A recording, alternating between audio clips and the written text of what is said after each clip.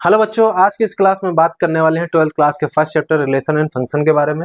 आपको पता है हमने इसकी थ्योरी जो है कंप्लीट कर दी है। अगर आपने उसको नहीं देखा है तो उसके फर्स्ट पार्ट में आप जा करके उसकी पूरी थ्योरी देख सकते हैं। उसके बाद हमने इसकी एक्सरसाइज 1.1 शुरू किया था, जिसमें हमने क्वेश्चन नंबर 1 से लेकर क्वेश्चन नंबर 4 तक के जितने भी उसके पार्ट थे सारे हमने उसको एक्सप्लेन किया था। तो इस पार्ट में हम जो है क्वेश्चन नंबर 5 से शुरू करेंगे। तो चलिए देखते हैं। जैसे आप देखिए यहाँ पर ये हमारे पास जो क्वेश्चन दे रखे हैं सारे क्वेश्चन हमने एक्सप्लेन कर रखा हुआ। एक्सरसाइज 1.1 के क्वेश्चन नंबर 1 है, ठीक है। ये सारे क्वेश्चन हम लगा चुके हैं। अगर आपने नहीं देखा तो उसको लिंक जो है डिस्क्रिप्शन में डाल दिया, आप वहाँ पे चेक करके आप उसको देख सकते हैं क्वेश्चन कैसे हमने बताया वहाँ पे, ठीक है। क्वेश्चन नंबर 5 ये देखिए, ये हमारा क्वेश्चन नंबर 5 है। इसको देखिए हम लोग कैसे सॉल्व करते हैं। यहाँ लिखा है check whether the relation R in R defined by capital R equal to A comma B such that A is less than or equal to B cube. ठीक है, यहां पर जो लिखा हुआ है रिलेशन जो है किस प्रकार से A और B में, A is less than or equal to B cube. ठीक है, ये अच्छा आप ध्यान दीजिए। तो ये क्वेश्चन बिल्कुल ऐसा ही है जैसे इसके पहले वाला क्वेश्चन था हमारा। आगे ये इस क्वेश्चन को देखिए, ये क्वेश्चन नंबर 2 था, बिल्कुल सेम है। बस यहाँ पे देखिए लिखा है a is less than or equal to a is less than or equal to b square, और जो अब हम क्वेश्चन करने जा रहे हैं उसमें लिखा है a is less than or equal to b cube. ठीक है, तो एक चीज आपको ये समझना है, इस क्वेश्चन को करने के लिए इस वाले क्वेश्चन को इसको समझ लीजिए तो अपने आप ये क्वेश्चन लग जाएगा। वैसे हम इस क्वेश्चन को हम समझा चुके हैं पार्ट 1 में, एक्सरसाइज 1.1 की एक्सरसाइज में। तो अगर आपने इसको नहीं देखा तो आप उसको देख लीजिए, तो क्वेश्चन अपने आप लग जाएगा। इसमें बहुत ज्यादा मेहनत करने की जरूरत नहीं है। चलिए देखते हैं क्वेश्चन क्या है हमारा। ये ठीक है, तो यहां पर हमें चेक करना है कि ये रिफ्लेक्सिव, सिमेट्रिक या ट्रांजिटिव है या नहीं। तो रिलेशन सबसे पहले आप देखिए हमारे पास रिलेशन क्या दे रखा हुआ है, आर बराबर लिखा है a comma b such that a is less than or equal to b cube. इतना समझ में आया? ठीक है, सबसे पहले हम चेक करते हैं रिफ्लेक्सिव के लिए। रिफ्लेक्सिव कैसे चेक किया जाएगा? आपको पता है रिफ्लेक्सिव परिभाषा होती है यदि प्रत्येक अवयव खुद से कनेक्ट हो जाए, यानी अगर आपका रिलेशन है किसमें, आर में। ठीक है, ये रिलेशन जो आर है, ये आर जो है वो किसमें है, आर में रिलेशन है। तो ये आर जो सबसेट हो जाएगा आर क्रॉस आर का। ठीक है, यहाँ पर ये चीज ध्यान रखना। अच्छा एक बात और ध्यान दीजिएगा, यहाँ पे जो आर ये लिखा हुआ है ये आपका रिलेशन वाला है, ये वाला ये रिलेशन है। ठीक है, इसको ध्यान दीजिएगा। और यहाँ पे जो है ये दोनों क्या है, ये दोनों रियल नंबर है। क्लियर है इतना? ये रियल नंबर का सेट है तो आर क्रॉस आर का सबसेट हो गया। तो ये आर रिलेशन वाला है और ये आर आपका रियल नंबर एक सेट है। ठीक है, तो आर जो है आर में संबंध है, ये चीज समझ लीजिएगा। अब यहाँ पर ये भी ध्यान दीजिएगा, तो आर में जो एलिमेंट है ए कामा बी टाइप के, जिसमें रिलेशन दिया है ए की वैल्यू जो है बी क्यूब से छोटी है या बराबर है, ये रिलेशन दे रखा हुआ है। ठीक है, तो हमें रिफ्लेक्सिव चेक करना है। रिफ्लेक्सिव की परिभाषा क्या होती है कि रिफ्लेक्सिव परिभाषा होती है कि ए का रिलेशन यानी ए कामा ए बिलोंग करना चाहिए आर में। आर किस में? रिलेशन में। ठीक है, इस वाले आर में, इस वाले आर में बिलोंग करना चाहिए। किन कौन से ए के लिए? For all A capital R. ठीक है, जो रियल नंबर में, जितने भी रियल नंबर में बिलोंग कर रहे हैं, आर यहाँ क्या है, रियल नंबर है। ठीक, ध्यान दीजिएगा इसको, रियल नंबर। ठीक है, तो यहाँ पर जो हमारा जो आर में जितना भी अवयव होगा उस अवयव के हर एक अवयव खुद से कनेक्ट होना चाहिए, तभी हमारा रिफ्लेक्सिव होगा, अदरवाइज नहीं होगा। तो ये हमारा नहीं है, क्वेश्चन देख के ही पता चल जाएगा, क्योंकि इसके पहले वाला जो क्वेश्चन कराया था अगर उसको आप नहीं देखें उसको देख लीजिए, अपने आप यह समझ में आ जाएगा। आप इसे बताइए, अगर यहां से देखिए ए का संबंध ए से कब होगा, ए का संबंध ए से कब होगा, जब ए जो है less than or equal to a cube होना चाहिए। ये परिभाषा कहती है अगर ए का संबंध ए से होगा तो a is less than or equal to a cube होना चाहिए। लेकिन ऐसा नहीं है। क्यों नहीं है? क्योंकि अब आप सोचिए कि किसी भी नंबर की वैल्यू, जैसे ए है तो उसका क्यूब कर रहे हैं, तो क्यूब की वैल्यू उसकी बड़ी होनी चाहिए, है ना। तो अब आप एक चीज सोचिए कि रियल नंबर में ऐसा कौन सी संख्या होती है जिसका क्यूब करने पे वह संख्या और छोटी हो जाती है। तो जाहिर सी बात, जब ए की वैल्यू अगर 1/2 ले लें, ए की वैल्यू 1/2 ले लें तो ए क्यूब करते हैं तो ये आ जाएगा 1/8 आ जाएगा। क्या आ जाएगा? 1/8 आ जाएगा। ए की वैल्यू 1/2 है तो ए क्यूब की वैल्यू 1/8 है। तो अब आप बताइए 1/2 बड़ा है या 1/8 बड़ा? जाहिर सी बात है 1/2 बड़ा है। तो यहाँ पर रिलेशन आ रहा है इज ग्रेटर देन, आगे यहाँ पे रिलेशन क्या आया है, a is greater than 1 cube. ठीक है, किस केस में, जब ए की वैल्यू 1/2 आ रही है। तो इसका मतलब यहाँ पर कह रहे थे ए की वैल्यू जो है ए क्यूब से छोटी या क्या होनी चाहिए, बराबर होनी चाहिए, लेकिन यहाँ पर तो ए की वैल्यू ए क्यूब से छोटी आ गई। इसका मतलब है जब, अच्छा आपके दिमाग में यह आना चाहिए कि ए की वैल्यू हमने यहाँ 1/2 लिया है, और भी कोई एग्जांपल हो सकते हैं, आप एक से छोटी कोई भी वैल्यू ले लीजिए, एक वैल्यू आप यहाँ पे 1/3 ले लीजिए तो यहाँ 1/9 आ जाएगा, तब भी 1/3 जो है 1/9 से बड़ा हो जाएगा, तब भी फेल हो जा रहा है। समझ में आई बात यहाँ पर। तो ये देखिए, ये सारी चीजें आपको समझाने के लिए हैं, आपको रटने की जरूरत नहीं है। यहाँ पर एग्जाम्पल आप कितने आप क्रिएट कर सकते हो, कितने तरीके से आपके दिमाग में आ सकते हैं, यहाँ पर बहुत सारे एग्जाम्पल बनेंगे। 1/2, 1/3, 1/4, 1/5, 1/6, आप कुछ भी ले लीजिए, कोई भी फेल करा दीजिए। तो ये सिर्फ समझाने के लिए था, ये परिभाषा इसकी थी। तो यहाँ पर हम लिखेंगे, इसको देखिएगा, यहाँ पर हम लिखेंगे, यहाँ लिखेंगे 1/2, 1/2, 1/2 does not belongs to R. यहाँ पे क्या लिखेंगे, 1/2, 1/2 आर में बिलोंग नहीं कर रहा है। क्यों? Because 1/2 less than or equal to 1/2 का होल क्यूब, ये चीज सत्य नहीं है। समझ में आई ना।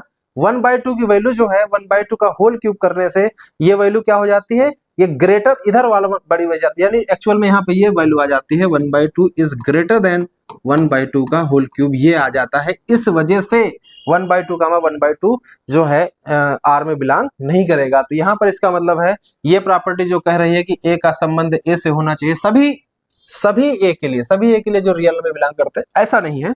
एक एलिमेंट फेल हो गया। अब आपके दिमाग में क्वेश्चन आ रहा होगा कि बहुत सारे ऐसे एग्जाम्पल होंगे तो जो हो भी सकते हैं, जैसे भाई जैसे यहाँ पर अगर देखा जाए तो अगर एक वैल्यू 2 ले लिए तो 2, 2 इसमें बिलोंग करेगा, 2, 2 इसमें बिलोंग करेगा। क्यों? Because 2 is less than or equal to 2 cube, यहाँ 2 is less than or equal to 8। ये सत्य है कि असत्य है? जाहिर सी बात, 8 2 से बड़ा है तो सत्य है। इसका मतलब है कि अब 2, 2 के लिए सेटिस्फाई हो गया। लेकिन आपके दिमाग में ये आना चाहिए ना कि ये सभी ए के लिए, क्योंकि परिभाषा कहती है जितने भी आर में बिलोंग करते हैं सभी ए के लिए ए कामा ए आर में बिलोंग करना चाहिए।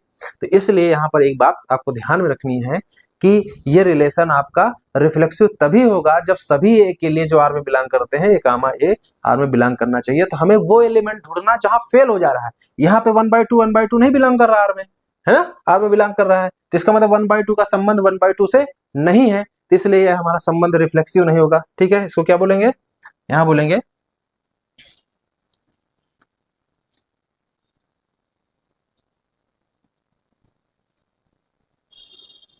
यहाँ बोलेंगे 1/2, यानी 1/2 इज नॉट रिलेटेड टू 1/2। यहाँ पर लास्ट में लिख दें, this implies given relation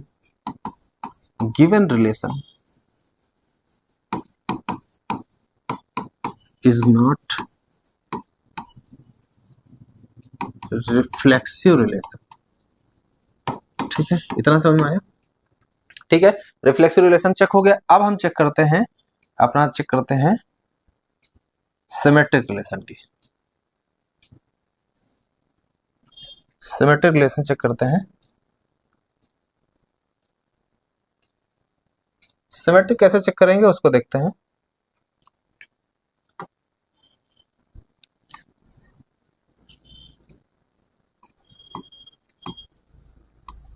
for symmetric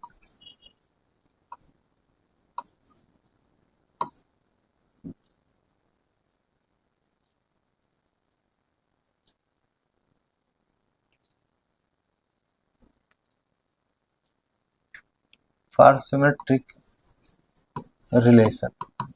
ठीक है, सिमेट्रिक रिलेशन के लिए क्या करेंगे, सिमेट्रिक रिलेशन की परिभाषा पहले आप बताइए क्या होती है। सिमेट्रिक रिलेशन परिभाषा होती है जैसे ए कामा बी अगर आर में बिलोंग कर रहा है, यदि ए कामा बी आर में बिलोंग कर रहा है तो, यानी दिस इंप्लाइज बी कामा ए भी B comma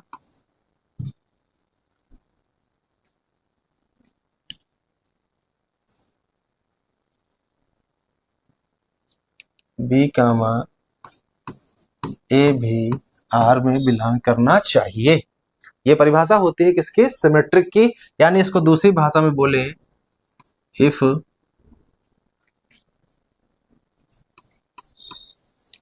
A is related to B, this implies B is related to A। ये किसके लिए होता है? सभी A के लिए, for all A comma B belongs to R। ठीक है, इसका मतलब है अगर कोई भी मेंबर अगर R में बिलोंग कर रहा है ना, तो उसका हम देखेंगे कि उसमें जैसे 1 कामा, सपोज करिए 1 कामा 2 अगर R में बिलोंग कर रहा है, ठीक है, R में बिलोंग कर रहा है, तो 2 कामा 1 भी R में बिलोंग करना चाहिए। अदरवाइज फिर वो रिलेशन हमारा सिमेट्रिक नहीं होगा। ये बात आपको ध्यान में रखनी है। ठीक है, चलिए अब यहां से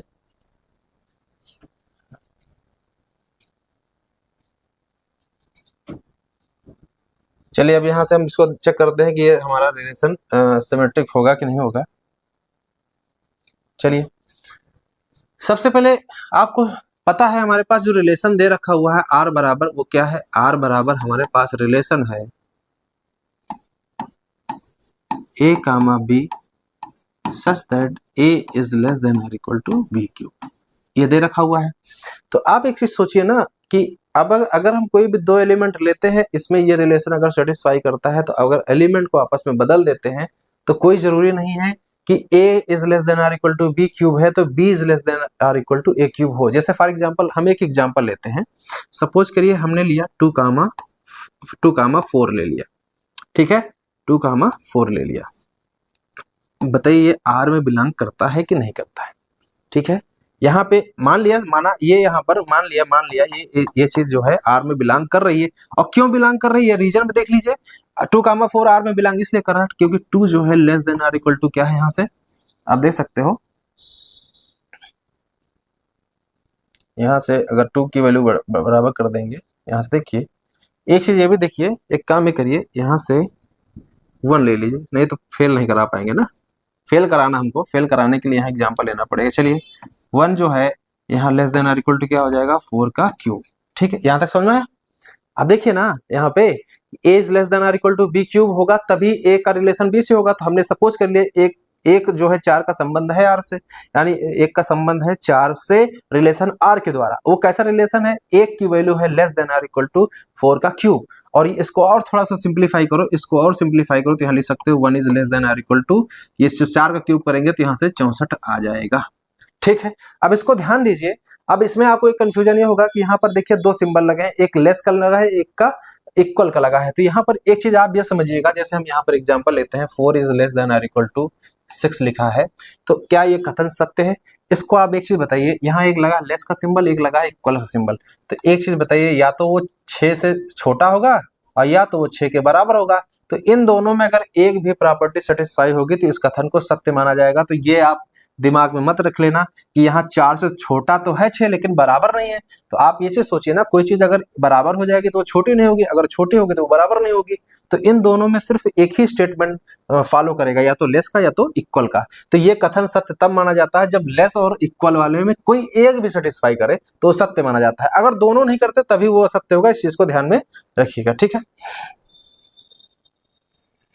जैसे आप देख सकते हो, जैसे मान लीजिए हमारे पास लिखा हो 4 जो है, यहाँ से अगर ये लिख दें यहाँ पे 3, ये अगर लिख दें तो ये कथन असत्य है। क्यों? क्योंकि ना 4 3 से छोटा है ना 4 3 के बराबर, तो ये कथन जो है असत्य समझा जाएगा। ये चीज आपको दिमाग में रखनी है।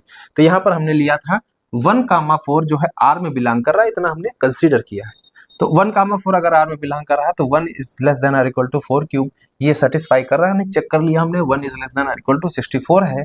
तो अब आप बताइए 1 जो है 64 के बराबर तो नहीं है, लेकिन 1 64 से छोटा है, तो इसका मतलब ये सत्य माना जाएगा। इसका मतलब अगर ये सत्य है तो 1 कामा 4 R में बिलोंग करेगा। यहां तक समझ में आपको आ गया होगा।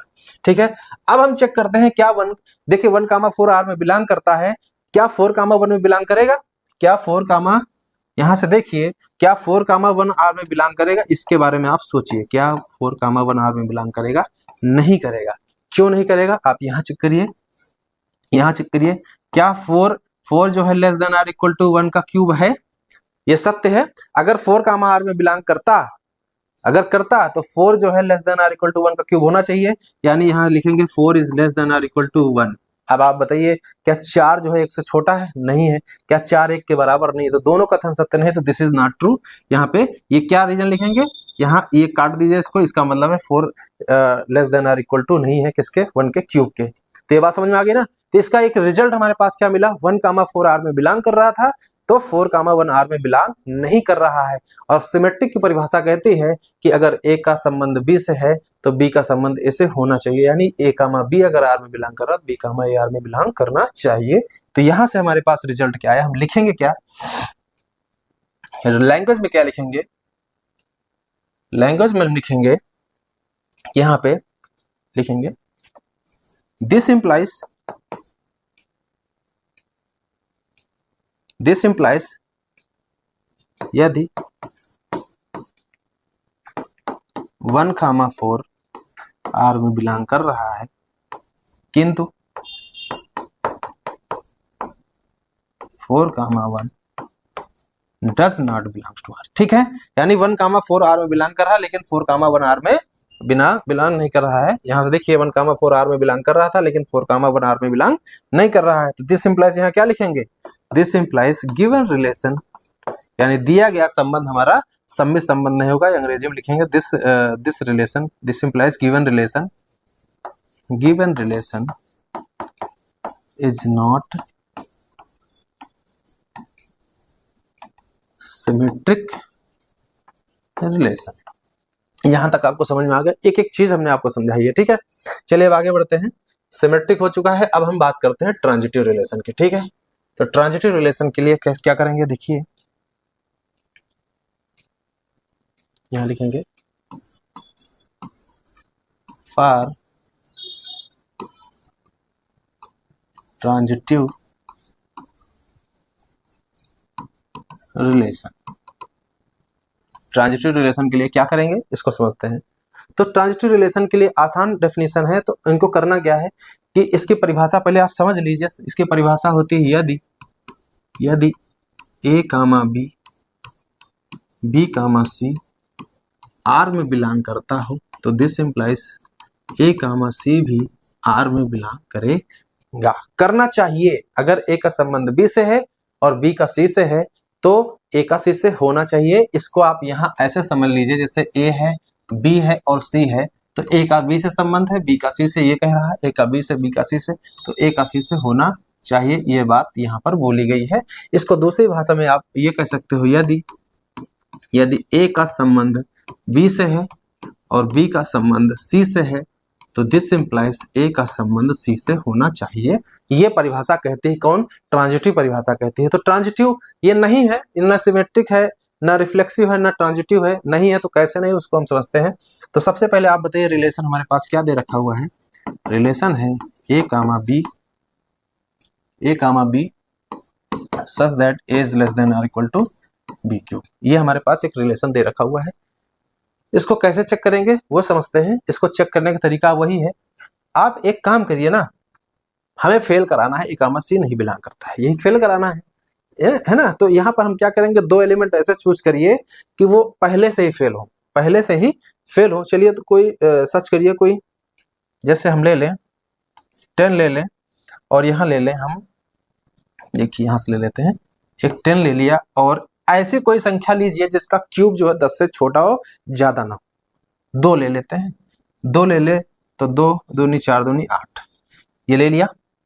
10 और ले लिया और 2 ले लिया, तो इसका मतलब है कि 10 का संबंध जो है 2 से नहीं है, यानी 10 जो है इज नॉट रिलेटेड टू 2। ये हमने पहले ही बना लिया, देखिए तरीका होता है इसको ढूंढने का। तो 10 जो है 2 के संबंध है, क्यों? क्योंकि 10 की वैल्यू जो है less than or equal to 2 का क्यूब नहीं है, इस वजह से हमने पहले यहाँ ले लिया 10 और 2 ले लिया। ठीक है, अब आपके दिमाग में आ रहा है कि आपने यही क्यों लिया, और भी आप एग्जाम्पल ले सकते हो। तो और भी एग्जाम्पल आप सोचिए ना, यहाँ हम ले ले 11 ले ले, यहाँ 2 ले ले, यहाँ 10 ले, यहाँ 15 ले लेते हैं, तो यहाँ आप 2 ले लीजिए या 1 ले लीजिए। बहुत सारे एग्जाम्पल ऐसे है ना। लेकिन अब इसके बाद एक चीज और है, बीच में एक एलिमेंट आपको ढूंढना पड़ेगा, जो एक एलिमेंट यहाँ बीच में डालना। अब एक चीज देखिए, हमने पहले ही बना लिया, ये हमारा ए था और ये हमारा सी है, ये हमारा सी है। तो हमें चाहिए बीच में बी एलिमेंट चाहिए जिसका संबंध ए का बी से और बी का सी से होना चाहिए। चलिए ढूंढते कौन सा, 3 ले लें, 3 ले लेते हैं। ये हमारा हो गया, ये हो गया बी। क्या हो गया? बी। अब आप बताइए क्या ए का संबंध बी से है? यानी ए का संबंध बी से है, क्योंकि यहाँ पर देख सकते हो जो 10 की वैल्यू है less than or equal to 3 का क्यूब है ना। तो यहाँ से देखिए बी का संबंध क्या सी से है, तो यहाँ से देख सकते हो बी का संबंध, यहाँ से बी का संबंध सी से है। क्यों? क्योंकि 3 जो है less than or equal to 2 का क्यूब है। समझ में आया? तो ए का संबंध बी से है, यहाँ से देख सकते हो बी का संबंध किससे हो गया? सी से हो गया। लेकिन यहाँ से देखिए ए का संबंध सी से नहीं, यहाँ से देख सकते हो ए का संबंध जो है सी से नहीं है। इसका मतलब ये है, रिजल्ट ये निकल के आया कि 10,3 और 3,2 आर में बिलोंग कर रहा है, लेकिन 10,2 आर में बिलोंग नहीं कर रहा है। आप और भी आप सोच सकते हो, यहाँ 3 की जगह आप 4 ले लो, 5 ले लो, सबके लिए आप ये सेटिस्फाई करा सकते हो। ठीक है, तो इस तरह से एग्जाम्पल कैसे सेट किए जाते हैं, कैसे आपको दिमाग में रखना, वो हम आपको बता रहे हैं। ठीक है, ये सेम चीज हमने उसमें भी बताया था जब a is less than or equal to b square था, वहां पर भी हमने ये कॉन्सेप्ट बताया था। ठीक है, तो यहां से हमें क्या मिला? यहाँ मिला वी गेट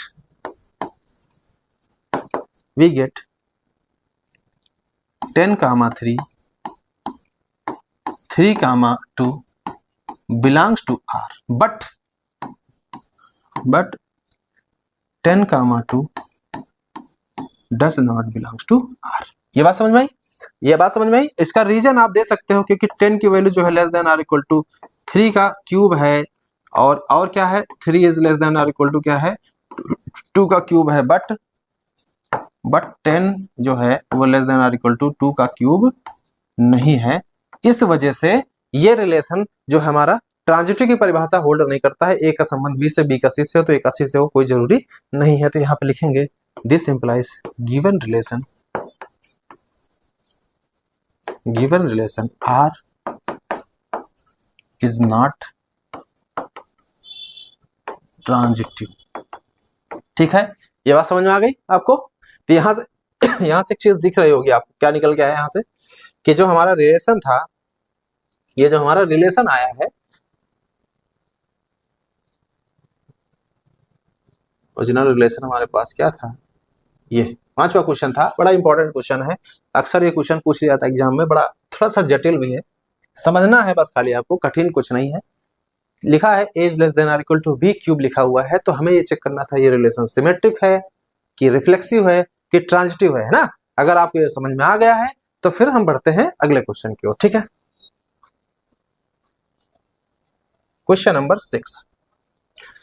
क्वेश्चन नंबर 6 पढ़िए क्या लिखा? So that the relation R in set 1, 2, 3 given by R 1, 2, 2, 1 is symmetric but neither reflexive not transitive. यानी हमें रिलेशन दिखाना, ये हमें दिखाना सिमेट्रिक दिखाना है। अब एक चीज देखिए, सिमेट्रिक तो ऐसे ही पता चल गया ना, 1, 2 आर में बिलोंग कर रहा तो 2, 1 भी करना चाहिए, तो सिमेट्रिक तो हो चुका है, सिमेट्रिक तो खत्म हो गया। रही बात रिफ्लेक्सिव की, तो रिफ्लेक्सिव क्यों नहीं होगा? क्योंकि हमारा ये रिलेशन जो है आर जो है, आर क्या है? R be the relation on set ए, किसमें है? ए में है 1, 2, 3। इसका मतलब है दिस इम्प्लाई आर जो है किसका सबसेट होगा भैया? वो ए क्रॉस ए का होगा। ये परिभाषा रिलेशन की कहती है कि अगर आर ए में रिलेशन है तो R is a subset of A cross. इतना समझ में आता है। तो एक चीज आप ये समझिए कि ये तो हमारा सिमेट्रिक हो चुका, क्योंकि 1 का संबंध 2 से, तो 2 का 1 से हो गया, 2 ही एलिमेंट है। रही बात रिफ्लेक्सिव की, रिफ्लेक्सिव कहता है कि ए का प्रत्येक अवयव खुद से कनेक्ट होना चाहिए, यानी 1 का कनेक्शन 1 से होना चाहिए, 2 का कनेक्शन 2 से होना चाहिए, 3 का कनेक्शन 3 से होना चाहिए। तो ये रिलेशन हमारा सिमेट्रिक नहीं है, सिमेट्रिक सॉरी वो रिफ्लेक्सिव नहीं है, रिफ्लेक्सिव नहीं है।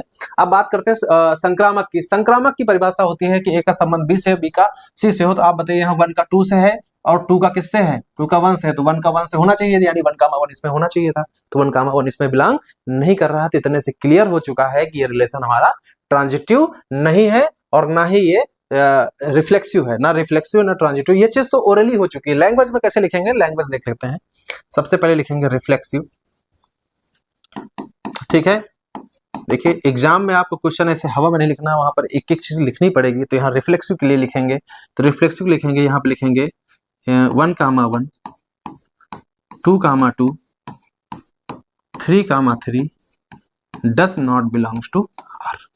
ठीक है, does not belongs to R, यानी रिलेशन में बिलोंग नहीं कर रहे हैं। इसका मतलब यहाँ लिखेंगे this implies a does not belongs to R for all a, यहाँ क्या लिखेंगे, a comma a does not belongs to R, सभी ए के लिए, कोई भी एलिमेंट नहीं ऐसा है कि जिसके लिए हो, for all a belongs to capital A. इसके बाद लिखेंगे this implies given relation R is not reflexive. ठीक है, रिफ्लेक्सिव कह सकते हो या स्वतुल्य कह सकते हो। ठीक है, चलिए आगे बढ़ते हैं, अब हम बात करते हैं, रिफ्लेक्सिव हो चुका है, हम बात करते हैं सिमेट्रिक की।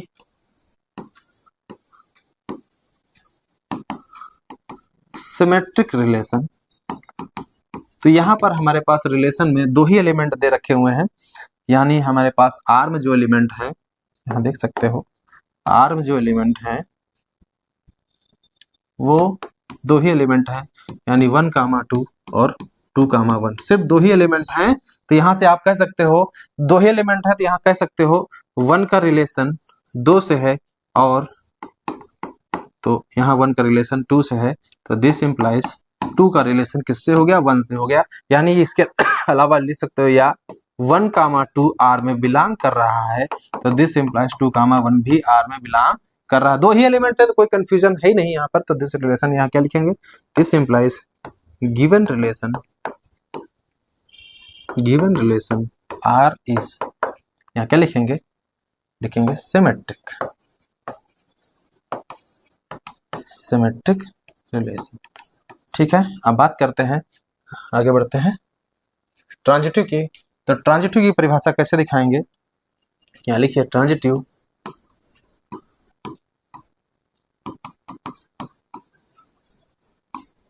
रिलेशन के लिए क्या करेंगे उसको देख लेते हैं। तो ट्रांजिटिव रिलेशन के लिए आपको क्या करना है, यहाँ लिखना है 1, हमारे पास 2 दिया है और 2,1 बिलोंग्स टू आर, बट अब आपको पता है 1 का संबंध 2 से हो गया और 2 का 1 से होगा, तो 1 का 1 से होना चाहिए था, but 1,1 does not belongs to R. ठीक है, ए का संबंध बी से, बी का सी से, तो ए का सी से होना चाहिए था, तो ऐसा नहीं है, क्योंकि हमारे पास आर में 1,1 है ही नहीं ना, आर में सिर्फ 1,2 2,1 ही बिलोंग कर रहा है। यहाँ पे क्या लिखेंगे, this implies given relation R is not transitive. ठीक है, ट्रांजिटिव रिलेशन। ठीक है, तो एक चीज यहाँ पे सिद्ध जो करनी थी वो हम सिद्ध कर चुके हैं। सिद्ध इसमें क्या करना था, सिद्ध इसमें सिर्फ करना था कि ये रिलेशन हमें दिखाना था कि ये हमारा सिर्फ और सिर्फ सिमेट्रिक है, रिफ्लेक्सिव और ट्रांजिटिव नहीं है। तो हमने इस क्वेश्चन को भी आपको समझा दिया। चलिए अगला क्वेश्चन देखते हैं। अगला क्वेश्चन देखिए,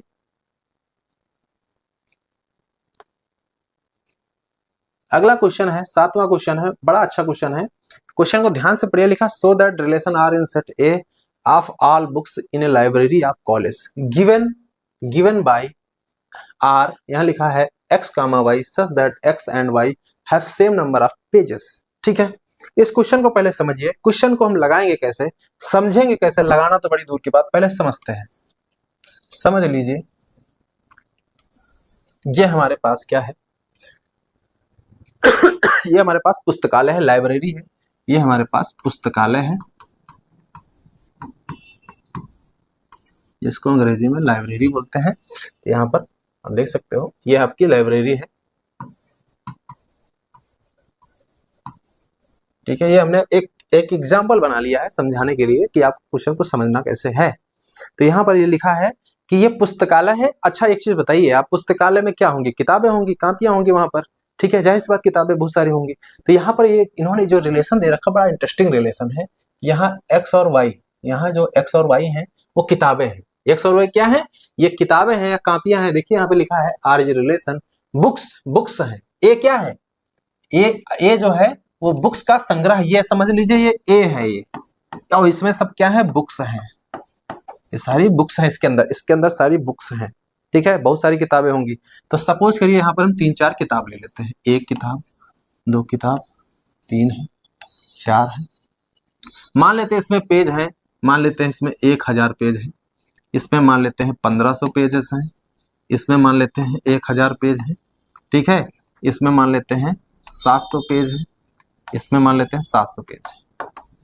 ठीक है, इतना समझ में आया कि किताबें अलग अलग हैं, बुक्स कई सारी हैं इसमें, तो बुक्स कई सारी हैं तो उसमें जाहिर सी बात पेजेस होंगे, ठीक है। तो ये पेजेस इसमें बना लिया गया है समझने के लिए, ठीक है। 700, 1500, 1700। तो लाइब्रेरी ऐसे बहुत सारी किताबें होंगी, एक एग्जाम्पल में ले रहा हूँ। तो यहाँ इन्होंने कहा है कि इसमें क्वेश्चन में कहा गया है कि जो एक्स और वाई है वो किताब है। एक्स और वाई क्या है? किताबें हैं। और कैसी किताबें हैं? जिसमें उनमें पेजेस की संख्या सेम होनी चाहिए। यानी कि एक्स का संबंध वाई से कैसे होगा? जब एक्स में पेज और वाई में पेज बराबर हो। तो मान लीजिए ये अगर आपका एक्स है और ये आपका वाई है, तो आप एक बात बताइए, और इसको आप जेड ले लीजिए ना, इसको ले लेते हैं ए ले लेते हैं, इसको बी ले लेते हैं, नाम दे दिया हमने किताबों का नाम x y z a b. अब आप एक बात बताइए हमको कि ये एक्स जो है किताब किससे संबंधित होगी? तो वाई किताब से संबंधित होती है। किससे संबंधित होगी? वाई से कनेक्ट होगी, क्योंकि एक्स में जितने पेज है उतने ही वाई में पेजेस हैं। यहाँ पर इसको देखिए, यहाँ पे लिखा हुआ है हमारे पास किताबें कौन कौन सी हैं। जैसे एक जेड किताब है, दूसरी कौन सी है? बी किताब है। तो अब आप बताइए जेड में कितने पेजेस हैं? 700 पेजेस हैं। और बी में कितने हैं? 700 पेजेस हैं। तो इसका मतलब है जेड का कनेक्शन बी से हो जाएगा। तो अगर हम बात करें रिलेशन में, तो रिलेशन में जो है एक्स कामा वाई बिलोंग करेगा आर में, और दूसरा क्या बिलोंग करेगा? ये जेड कामा बी जेड कामा बी बिलोंग करेगा। ये बात समझ में आई? तो ये मतलब अब यहाँ पे ये एक्स और वाई क्या किताबें, वही चीज यहाँ लिखी है, एक्स और वाई क्या है? बुक्स हैं। और कैसी बुक्स हैं? जिसमें पेजेस की संख्या सेम है, ठीक है। अब आपसे कहें क्या एक्स का संबंध ए से होगा? कतई नहीं होगा। एक्स का संबंध ए से नहीं होगा। यानी यक्स कामा अगर हम ए कहें, क्या ये आर में बिलोंग करेगा? तो कतई नहीं बिलोंग करेगा आर में। क्यों नहीं बिलोंग करेगा? क्योंकि यक्स में पेजेस संख्या 1000 है और ए में पेजेस संख्या 1500 है। तो ये एक्स का संबंध ए से नहीं होगा। ये हम एग्जाम्पल में समझ चुके हैं, ठीक है। चलिए अब हम सब बात करते हैं एक एक चीज की। सबसे पहले बात करते हैं रिफ्लेक्सिव की। Reflexive relation.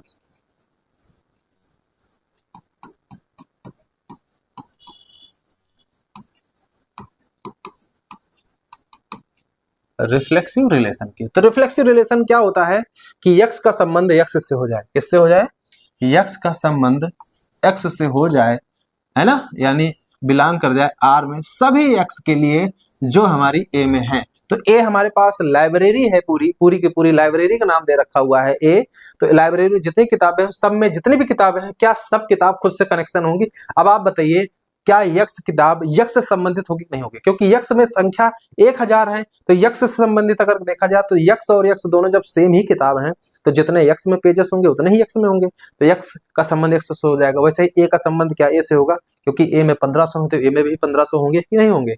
100% होंगे। तो 1500 का संबंध किससे हो जाएगा? 1500 से हो जाएगा, क्योंकि ए का संबंध ए से हो जाएगा, क्योंकि दोनों में नंबर्स पेजेस है। वैसे वाई का संबंध वाई से, बी का संबंध बी से, जेड का संबंध जी से होगा, क्योंकि अब यहाँ पे लिखेंगे अब आपको पता है एक्स का संबंध एक्स से हो जाएगा। सभी अवयव बिलोंग करेंगे आर में, बिलोंग करेंगे सभी एक्स जो ए में बिलोंग करते हैं। और ऐसा इसलिए है क्योंकि ये इसलिए है क्योंकि यक्स में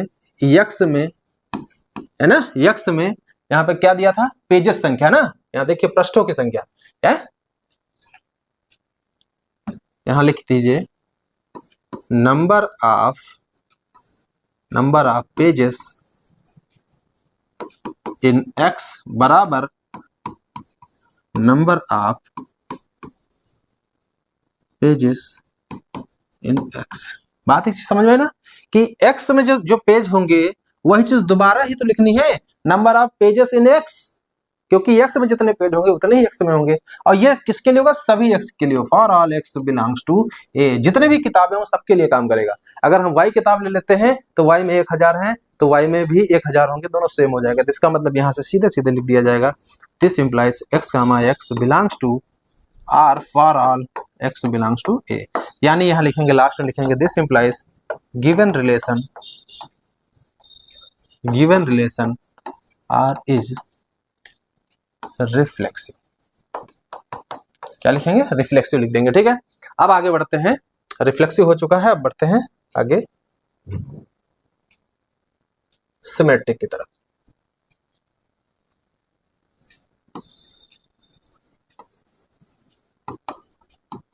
सिमेट्रिक रिलेशन, ठीक है। सिमेट्रिक रिलेशन देखिए कैसे करते हैं, इसको समझ लेते हैं, बड़ा आसान है, इसमें भी कोई बड़ा कठिन नहीं है।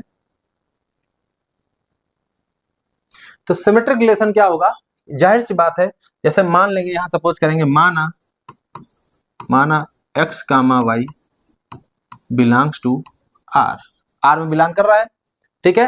तो r में कब बिलोंग करेगा, जब x और y में पेजेस की संख्या समान होंगी, ठीक है। तो यहाँ पर इसके बाद ये समझ में आ रहा है, दिस इंप्लाइज, अगर हमने मान लिया है तो इसका मतलब है यानी number of pages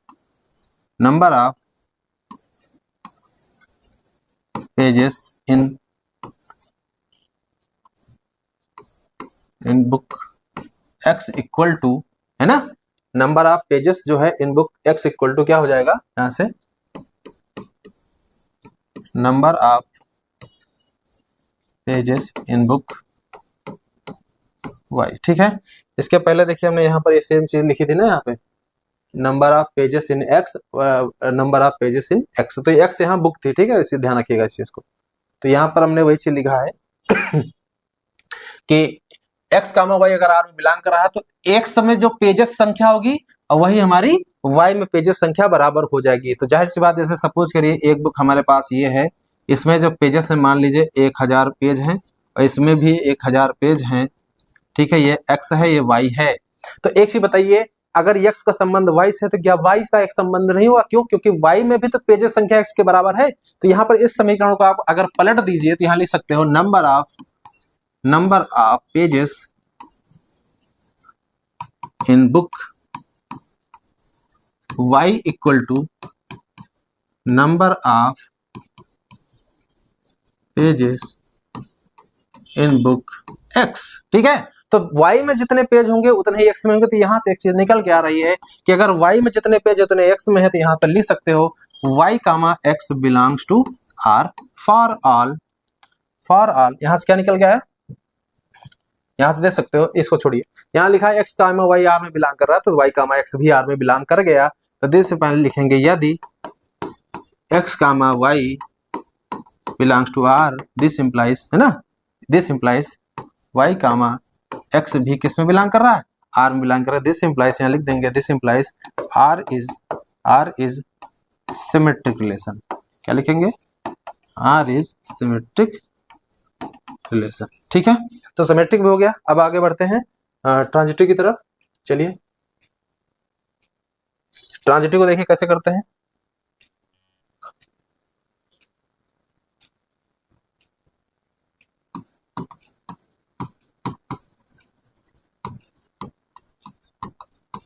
for transitive relation, ठीक है। ट्रांजिटिव रिलेशन के लिए क्या करेंगे, मानेंगे यहाँ दो एलिमेंट लेके चलेंगे, माना यानी कंसीडर x कामा y और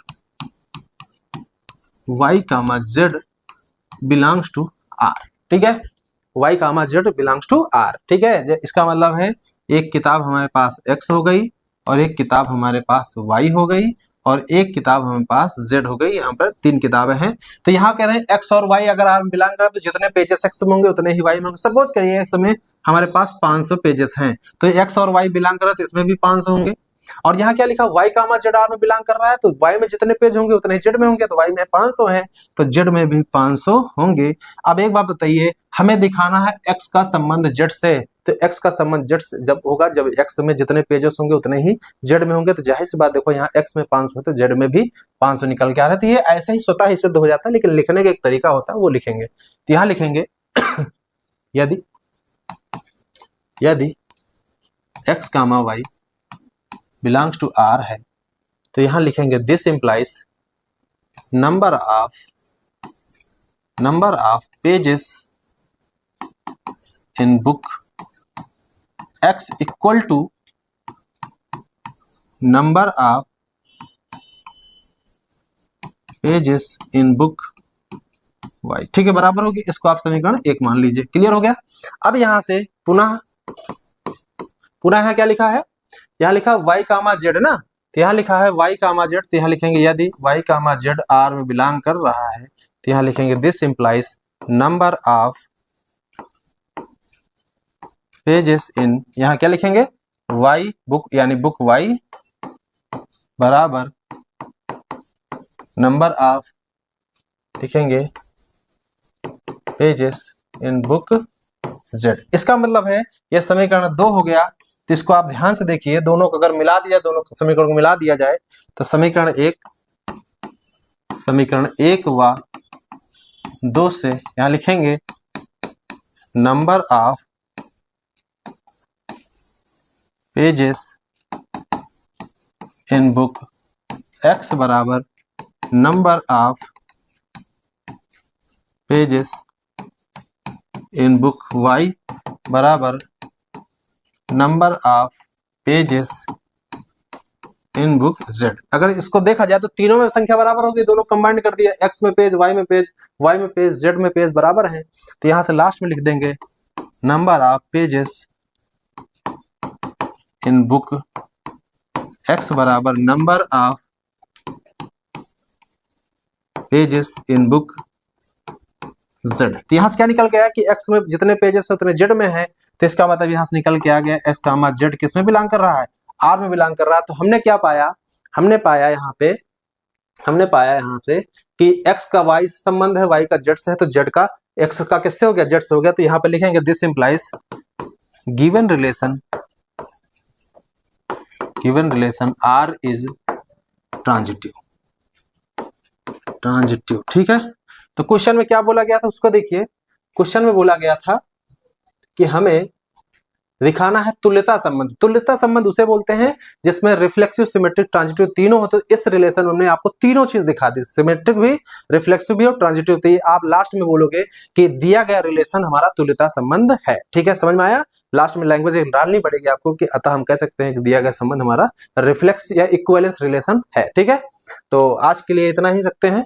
अगली क्लास में हम जो है इसके आगे के क्वेश्चन नंबर 8 से शुरू करेंगे, तो वहां से शुरू करेंगे। ठीक है, इन तीनों क्वेश्चन को जो भी हमने बताया, आपके 5, 6, 7 तीनों क्वेश्चन बताए, बड़े अच्छे क्वेश्चन थे। इनको आप प्रैक्टिस करिए, फिर अगले क्वेश्चन को आप ट्राई करिए। ठीक है, तो मिलते हैं अगले वीडियो में।